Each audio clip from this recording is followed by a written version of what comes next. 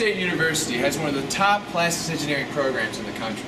Tonight we are going to sit down with some of Ferris's top students to discuss innovation, economics, and highlight new designs in the plastic industry and how they are changing the world we live in for the better. Good evening, I'm Paul Emer. Tonight on 6 Minutes, I'll be sitting down with Ferris students Josh Brown and Kason Cook to talk about plastics in the 21st century. Alright, Kason, so what do you see as the future of the plastics industry being? Well, Paul, a company in Colorado is producing a thermochromic color concentrate. It's a new BPA-free thermoplastic material that color shifts depending on the surrounding temperature. This new material will also be sold as a thermoconcentrate pellet. So what would you say are some of the positives associated with these materials? There are many positives to this material, but just a few of them are color retention. It has good UV stability, and also during processing it has excellent heat stability as well. So for those who aren't educated in the designs of plastic products, what softwares are out there to help aid in the design and continue the industry moving forward?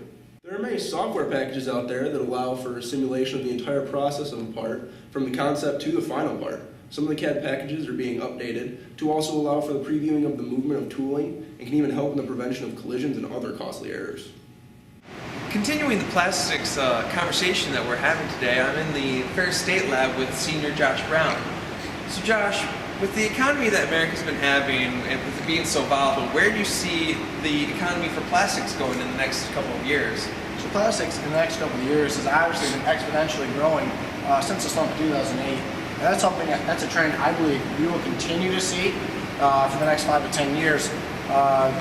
Providing that plastics just keeps improving and the methods of processing and the amount of uses that we can get from it keep growing as well. All right, very nice. So where would you say the average person is going to see plastics the most in their life, or maybe the improvements in plastics?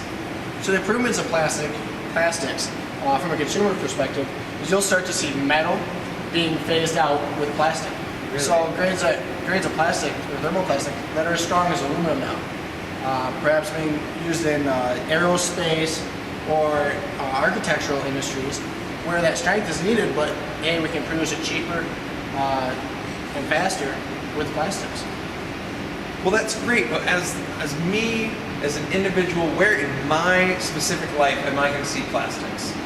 So you already touch plastics every day, right? You can't get in your car, take a drink of coffee or do something at your desk at work without touching or being surrounded by plastics.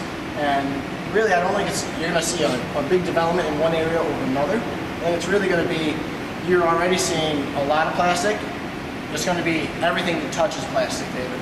All right. So what can you say? What is Ferris State doing to bring the best and brightest plastics engineers out to the forefront of the field? So Ferris State University really takes a lot of pride in how they develop their plastics engineering technology program, and that's based off the hands-on training that we get right here in our plastics lab. From spending hours in lab on machines that you will see, that the kids will see directly in industry.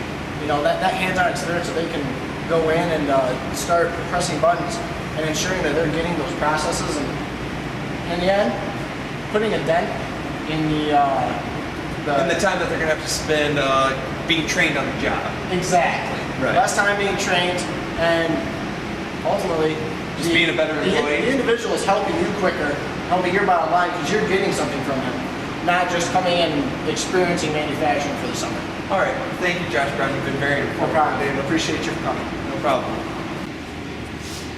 Well, there you have it, folks. Today we've learned a lot about plastics and where they affect us in our everyday lives and where they're going to go into the future.